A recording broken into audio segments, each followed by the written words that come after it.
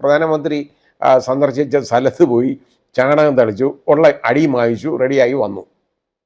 അവരിപ്പോൾ അടി കൊള്ളാനായിട്ടുള്ളൊരു മെക്കാനിസമായിട്ടൊരു മെഷീനറി ആയിട്ട് മാറി. അത് നമ്മുടെ യൂത്ത് കോൺഗ്രസ് പ്രവർത്തകരെന്ന് പറയുന്നത് ഇപ്പോൾ എവിടേക്കായാലും അടി കൊള്ളാനുള്ള ഒരു അടി വാങ്ങിച്ച് കെട്ടാൻ ആയിട്ടുള്ള ഒരു സംരംഭമായിട്ട് നമ്മളത് മാറിക്കഴിഞ്ഞു എന്നേ പറയാൻ ഒക്കുള്ളൂ. ഇവിടെ പോയി പ്രധാനമന്ത്രി പോയത് ഇന്ത്യൻ പ്രധാനമന്ത്രിയാണ്. അദ്ദേഹം ഒരു സ്ഥലത്ത് വന്നു കഴിഞ്ഞാൽ അവിടെ പോയി ചാണകം തളിച്ച് ശുദ്ധീകരിക്കുക എന്നൊക്കെ പറഞ്ഞു കഴിഞ്ഞാൽ ഒരാളെ ഏറ്റവും കൂടുതൽ ഡെനിഗ്രേറ്റ് എന്ന് നമുക്ക് പറയാം, ഏറ്റവും കൂടുതൽ ആക്ഷേപിക്കുന്നതിന് അധിക്ഷേപിക്കുകയല്ലേ ചെയ്യുന്നത്. ആരാണ്? നമ്മുടെ പ്രധാനമന്ത്രിയല്ലേ ഇത്.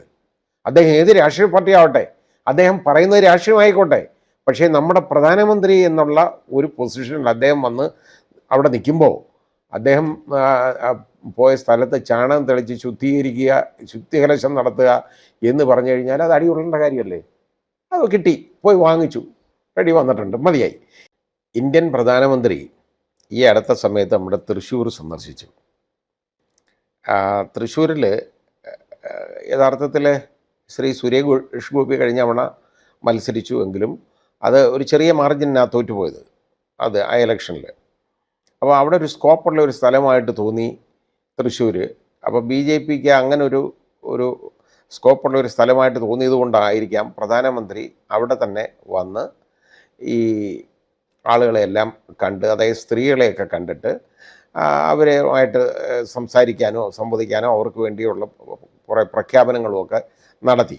പ്രത്യേകിച്ച് അതിൽ സ്ത്രീകൾക്ക് കിട്ടുന്ന കാര്യം എന്നൊക്കെ പറഞ്ഞു കഴിഞ്ഞാൽ ഇന്ത്യയിലെ പട്ടിണി മാറ്റിയെന്ന് പറയുന്നത്, അതായത് ഒരു കണക്കങ്ങ് പറയാം. അതായത് ഇപ്പോൾ ഞാൻ ചോദിക്കാം, ഒരു ഏതെങ്കിലും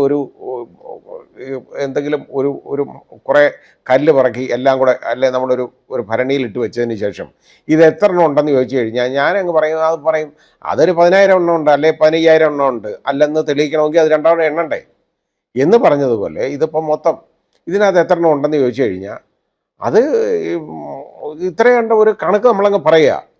ഒരാളെ തലയിൽ എത്ര രോമമുണ്ട് എന്ന് ചോദിച്ചു കഴിഞ്ഞാൽ ഞാൻ പറയും അതിനകത്ത് എൻ്റെ തലയിലാണെങ്കിൽ 1,16,000 ശിഷ്ടം എന്ന് ഞാൻ 16,000 ഒരു അക്കം അങ്ങ് പറഞ്ഞു. അല്ലെന്ന് ആർക്കെങ്കിലും തെളിയിക്കാൻ പറ്റുമോ?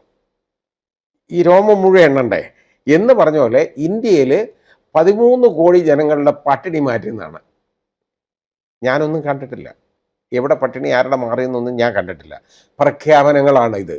യഥാർത്ഥം ഇത് നമ്മുടെ പ്രധാനമന്ത്രി ഒന്നും ചെയ്തുകൂടാത്ത ഒരു കാര്യമാണ്. ഇങ്ങനെ ചെയ്യരുത്. കാരണം ആളുകളെ തെറ്റിദ്ധരിപ്പിക്കുന്ന 13 കോടി ജനങ്ങളുടെ പട്ടിണി മാറ്റി എന്ന് അദ്ദേഹം എങ്ങനെ അവകാശപ്പെടുന്നു എന്ന് എനിക്കറിയില്ല.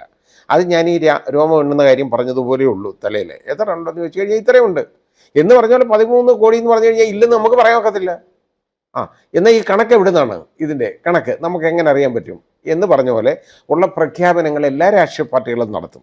അത് പാർട്ടികൾക്കാവാം, ഇന്ത്യൻ പ്രധാനമന്ത്രിയാവാൻ പാടില്ലെന്നേ ഞാൻ പറഞ്ഞുള്ളൂ. രാഷ്ട്രീയ പാർട്ടികൾക്ക് ഇതൊക്കെ എന്ത് വിടുവായ്ത്തരവും പറയാം, പക്ഷേ ഇന്ത്യൻ പ്രധാനമന്ത്രി അത് പറയാൻ പാടില്ല.